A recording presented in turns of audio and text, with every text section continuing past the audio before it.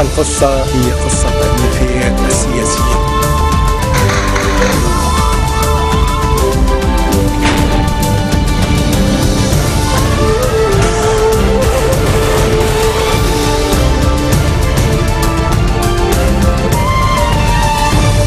Nouvelle édition de la rédaction, merci d'être au rendez-vous à la une de l'actualité. 107 morts, 238 blessés, c'est le bilan d'effondrement d'une grue sur la grande mosquée de la Mecque. D'après la défense civile saoudienne, l'accident a été provoqué par de mauvaises conditions météo. La commission chargée du suivi du mouvement du 29 août annonce son opposition au plan de gestion des déchets présenté par le ministre de l'Agriculture, Akram Shehayeb.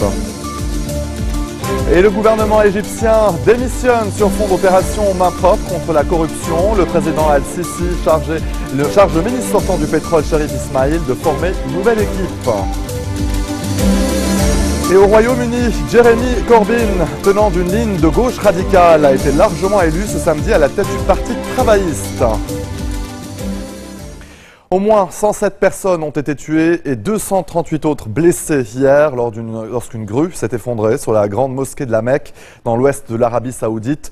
Un drame qui survient à une dizaine de jours du grand pèlerinage des musulmans. D'après la défense civile saoudienne, l'accident a été provoqué par de mauvaises conditions météo. Les explications d'Ashren Verdian. Sur ces images amateurs, au milieu de trompes de pluie, une gigantesque grue qui se fracasse sur la mosquée de la Mecque. Sur cette autre vidéo postée sur Internet, la foule de fidèles gagnée par un mouvement de panique. De nombreuses personnes sont tuées dans l'accident. Rapidement, les secours arrivent sur place pour prendre en charge les centaines de blessés. Les circonstances du drame sont encore floues. La défense civile saoudienne a fait état de vents violents et de fortes pluies peu avant la catastrophe. Il pourrait avoir causé la chute de la grue qui servait à des travaux d'agrandissement de la mosquée. Une enquête a été ouverte. Cet accident intervient à une dizaine de jours du Hadj, le grand pèlerinage des musulmans à la Mecque. C'est l'un des 5 piliers de l'islam. Des centaines de milliers de fidèles sont déjà arrivés dans la ville sainte. Ce n'est pas le premier incident meurtrier qui se produit à la Mecque. Dernière en date en 2006, 364 pèlerins étaient morts piétinés lors d'un mouvement de foule. Le plan de gestion des déchets approuvé cette semaine par le gouvernement continue de faire grincer des dents. Ce samedi, la commission chargée du suivi du mouvement du 29 août a annoncé son opposition aux solutions présentées par le ministre de l'Agriculture, Akram Shehayeb. Elle évoque un accord qui vise à tromper l'opinion publique. La commission dénonce le fait que le plan ne mentionne pas spécifiquement le recours à des systèmes de triage et favorise l'option des décharges. Des décharges qui seront installées, selon la commission, dans les zones du pays les plus démunies en échange de pots de vin. Le ministre de la Santé, Wael Abou-Faour, a affiché son incompréhension face à l'opposition de certaines parties au plan Shehayeb lors d'une cérémonie de remise des diplômes de fin de scolarité à Rachaya, au sud-est de Beyrouth. Abou-Faour a rappelé que le gouvernement avait pourtant approuvé à l'unanimité le plan de gestion des déchets. Un plan qui prévoit entre autres la réouverture de la décharge de Naamé pour une durée déterminée, ainsi que l'aménagement de 2 autres décharges supplémentaires dans le Akkar et la Bekaa. Le but final du plan est de déléguer la gestion des ordures aux municipalités dans le cadre de la décentralisation. Et ça se passe cet après-midi. Des dizaines d'activistes ont manifesté ce samedi à l'entrée du complexe de Zaytouna Bay à Beyrouth contre la privatisation du littoral. Ces propriétés appartiennent au peuple. Les plus démunis ont le droit de profiter de la mer, estiment les manifestants. Selon les activistes, plus de 1000 établissements privés côtiers ne respectent pas la loi libanaise qui encadre le littoral maritime. L'accès à la ville turque de Cizre a été rétabli ce samedi après la levée du couvre-feu imposé pendant une semaine à ses habitants en raison de combats meurtriers entre l'armée turque et les rebelles kurdes. La ville demeure toujours quadrillée par d'importants effectifs de la police et de l'armée. Lucie Debiol. Depuis 8 jours, il vivait totalement coupé du reste du pays, dans une situation de plus en plus précaire. Les 120 000 habitants de Cizre peuvent de nouveau circuler librement. L'accès à la ville a été rétabli par les autorités turques, Mais ce samedi, l'électricité était toujours coupée et l'accès à l'eau limité. Ankara avait imposé un couvre-feu en raison des combats entre son armée et les soldats kurdes. Pour les forces de sécurité turques, l'opération militaire est un succès contre cette ville réputée être un bastion des rebelles du PKK. Les habitants, eux, se sentent pris au piège. Les autorités et le PKK s'affrontent. Mais qu'est-ce qu'on a fait? Il faut qu'ils nous disent en quoi nous sommes responsables de la situation. Mes 2 sœurs sont à Nour, mais je n'arrive pas à les joindre. Je ne sais pas si elles sont encore en vie. Quand nous avons tenté d'apporter de quoi aider les gens, l'armée nous a tiré dessus. Fin juillet, le gouvernement turc s'est lancé dans une double offensive en Irak, contre le groupe État islamique et contre les bases du PKK, mettant fin à la trêve qu'observaient les combattants kurdes depuis 2012.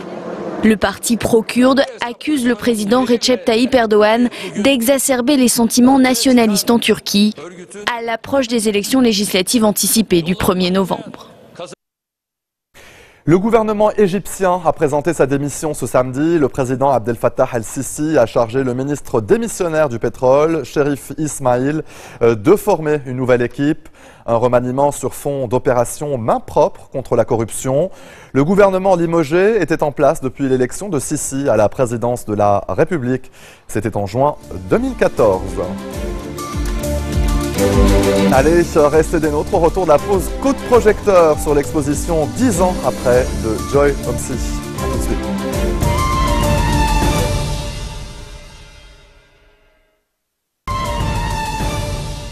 Retour sur le plateau de l'info, la crise des migrants continue en Europe. 40 000 nouveaux réfugiés sont attendus ce week-end en Allemagne, une terre d'accueil, alors que la Hongrie pointait du doigt pour le traitement réservé aux migrants. Le Premier ministre hongrois Viktor Orban a défendu sa police. Il verrouille sa propre frontière avec la Serbie pour contenir ce flux. Les explications de Léla Sali. C'est le dernier plan du Premier ministre hongrois. Payer 3 milliards d'euros pour que les réfugiés syriens ne viennent pas en Europe.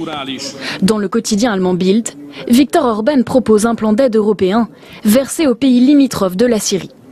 Objectif, encourager les 4 millions de réfugiés qui y vivent à rester dans ces États. La Turquie en accueille le plus 2 millions, suivi du Liban, plus d'1 million de réfugiés, et la Jordanie, plus de 600 000. Pour Viktor Orban, ceux qui arrivent en Europe ne sont pas des réfugiés mais des migrants économiques. Selon lui, les camps qui les accueillent leur offrent la sécurité. Ils ne fuiraient donc plus le danger. Ce qu'ils veulent, c'est une vie allemande ou suédoise, mais c'est un fait, il n'y a pas de droit fondamental à une vie meilleure, seulement un droit à la sécurité et à la dignité humaine. Certains réfugiés vivent dans ces camps depuis près de 4 ans. Avec la guerre qui s'enlise, ils sont de plus en plus nombreux à vouloir gagner l'Europe. Pour les dissuader de tenter ce périple risqué, le Premier ministre britannique s'est de son côté engagé à accueillir 20 000 réfugiés directement issus de ces camps. Et justement, restons au Royaume-Uni où Jeremy Corbyn, tenant d'une ligne de gauche radicale, a été largement élu ce samedi à la tête du Parti travailliste britannique. Il a raflé 59,6% des suffrages. Cette victoire consacre la surprenante ascension d'un eurosceptique de 66 ans, relativement inconnu du grand public avant la campagne. Et Cécile Ladobati nous en dit plus. Jeremy Corbyn elected as leader of the Labour Party. 59,5% des voix des membres et sympathisants du Parti travailliste pour Jeremy Corbyn. Celui que l'on a d'abord considéré comme un outsider remporte une victoire écrasante. Il est maintenant à la tête du principal parti d'opposition du Royaume-Uni. Je veux tout d'abord remercier tous ceux qui ont pris part à cette élection, ce grand exercice démocratique avec plus d'1 demi-million de personnes à travers tout le pays. Nous avons montré que notre parti et notre mouvement étaient passionnés, démocratiques, divers, unis et absolument déterminés dans notre quête pour une meilleure société, ce qui est possible pour tous. Militant végétarien, pacifiste et pro-palestinien, Jeremy Corbyn détonne dans le paysage politique britannique. Avec sa simplicité, il a notamment réussi à séduire les jeunes.